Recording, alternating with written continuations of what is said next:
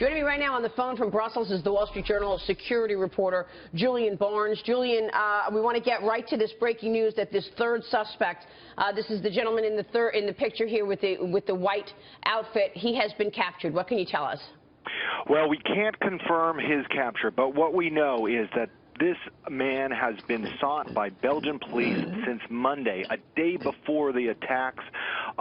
Authorities believe he was involved in the planning of the Paris attacks. Officials said they believe he may have been the bomb maker who made the suicide vests used in Paris.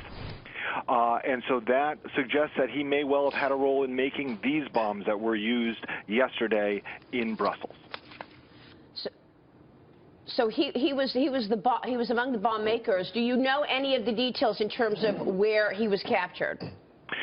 He was captured in a district of Brussels, according to local news media. Now, he is an interesting case, right? He was being tried by Belgian police for his role in a foreign fighter network of bringing people from Belgium to Syria to train. He himself was in Syria after February 2013, but because he was wanted to slip back into Europe, he had to use a false identity, and authorities believe he traveled in with the migrant flow last fall. He was then picked up by one of the Paris plotters and brought to Belgium. Dagan, you have to wonder what this means in terms of further incidents. Yesterday, the Prime Minister of Belgium told us that there are more attacks on the horizon. Obviously, this is going to be a treasure trove for the regulators and lawmakers. And I want to ask Julian about that very thing. Julian, Belgian authorities have been trying to penetrate this terror network that's within Brussels, that is stretched across many Brussels neighborhoods for 2 years. And this is according to your own reporting in the Wall Street Journal. And apparently there are criminal backgrounds for the two brothers who are now dead. You had fighters traveling to the Middle East, being trained by ISIS, and then coming back into Europe. Is it astonishing that it's been 2 years and they're still seeing attack after attack? You know, there is a very large foreign fighter problem in Belgium. Per capita, it has the largest in Europe, a small country with a lot of foreign fighters. Belgian official after Belgian official has identified that as a problem. But the resources to track all these people are not there. Now, Belgian officials will tell you, hey, look, we broke up this plot, we broke up that plot. But unfortunately, even though there were warnings that this attack was coming on Tuesday, they were not able to prevent it. What do you look for next in terms of the questions being asked of this third suspect, Julian? What are the most important things, do you think, that the authorities want to find out from him? Absolutely. Most important question is, are there others out there?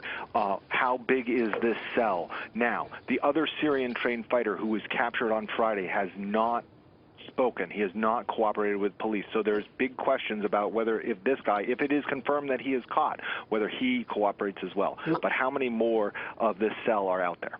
Here's Michael Block. Hey, Julian, we heard before these attacks, unfortunately, that Belgium didn't have the resources, as you stated, to really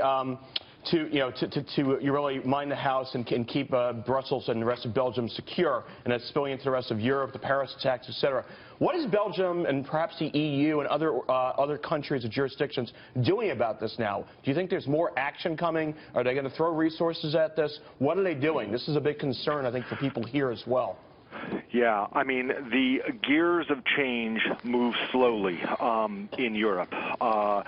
There's been a number of laws that Belgium has been trying to change.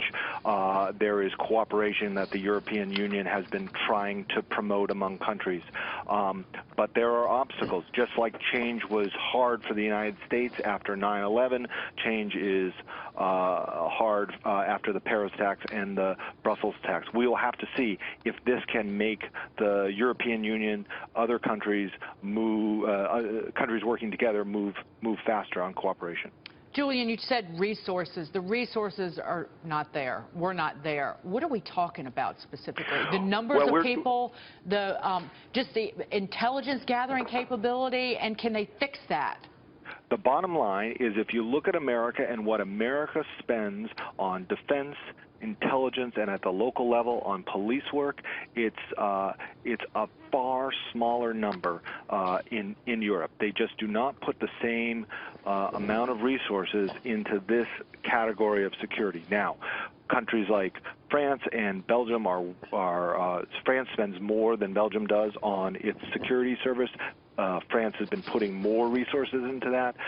Belgium has struggled by the nature of its government structure to do that, but the pressure will be on to try to spend more. They just do not have the same resources as the United States puts into these categories. And what about these areas, these no-go areas that obviously Abdeslam was able to walk around in plain sight in his neighborhood there, so dangerous and flooded with terrorists that even the police do not go there? Well, I mean, that can be exaggerated, this sort of idea of a no-go area. I mean, Belgium, since the Paris attacks, has sort of redoubled their efforts to do various kinds of police work and reach out. But there are insular neighborhoods here. There are neighborhoods which also exist in the United States where people will not cooperate with the police, where they might see somebody that the police are looking for and not call authorities. Julian, real quick, the airport itself, is it similar to what we would see in an American airport in terms of the security procedures? You know, you go into your check-in line and you check in your bags and then you go into a security line. Was it that type of environment? Absolutely. The security at the Brussels airport is at the same level that you would see in the United States. This same sort of attack that took place at the Brussels airport could happen at any American airport. They struck before the security check-in. They struck at the ticket counters, essentially. Could happen in any American city. Right, but it really can't happen in Israel because they screen you before you actually get to the airport in Israel. And unfortunately, I anticipate us seeing that coming down the pipeline across the world as these terror attacks continue. That's a very good point, actually, Arthur. Thank you so much. Julian, good to talk with you. Thank you so much. Julian Barnes from the Wall Street Journal on the ground.